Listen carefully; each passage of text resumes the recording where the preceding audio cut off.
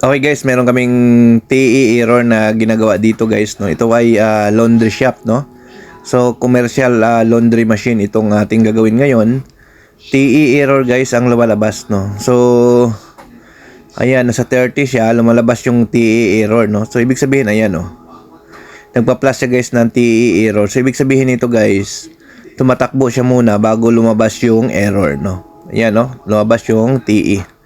Sa mga gito guys, kapag lumabas yung TE, no, sa mga commercial na laundry shop, no, usually guys, mayroon kasi itong thermistor sensor dito sa harapan, no, sa ilalim.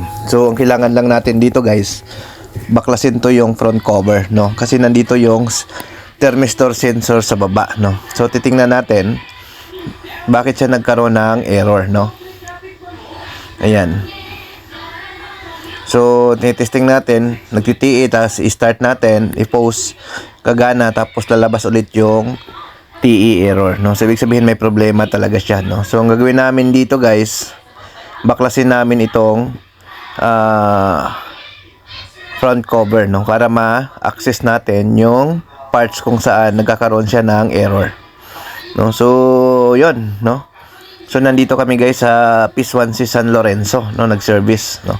Para solusyonan. Ito po ay isang laundry shop, no. Kung kayo po ay may mga laundry shop, no, pwede kayo mag-message sa amin kung gusto niyo po magpa-repair ng mga automatic washing machine kung wala kayong taga-repair, no. So ayan. So binubuksan natin alisin natin yung pinaka cover, no. So maganda guys sa mga commercial laundry washing machine. Mas ano siya, no, mas hindi siya complicated compare mo doon sa mga residential or yung mga ginagamit natin sa bahay na washing machine, no. So ito guys, yung mga parts nito hindi siya ganoon ka-complicated, no.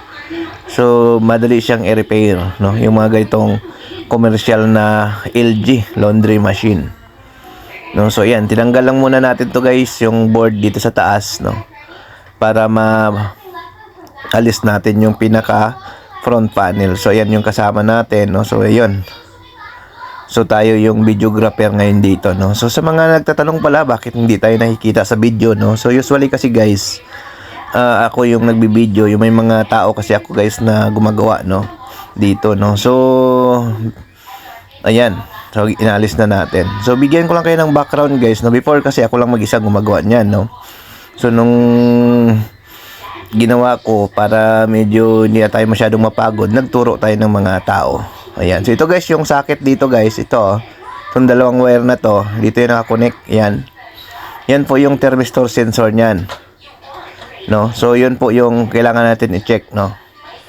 Yung may dalawang socket, ayan, no, yung may dilaw at saka blue, no. Yun lang naman yung socket, ayan. Medyo ano, di natin makuha na ng video na sa ilalim, no. So nakadapa tayo para makuha natin yung video kasi medyo mahirap. Ayan, yan.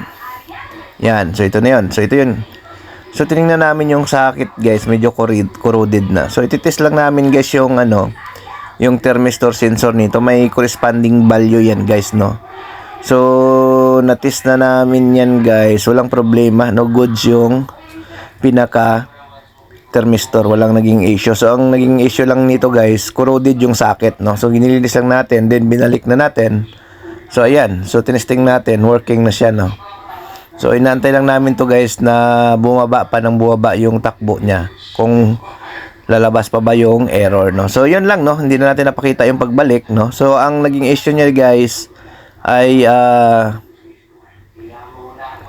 corroded yung socket, no. Kasi nga nung tinest natin yung thermistor sensor, good naman, walang problema, no. So ayan, so yun, no, halos nasa 29 na yung oras. Sabihin guys, okay na, hindi na naglabas ng error. So okay, no, sa mga gusto magpa-service, message lang kayo sa aming Facebook page or text kayo sa aming number. Bye bye.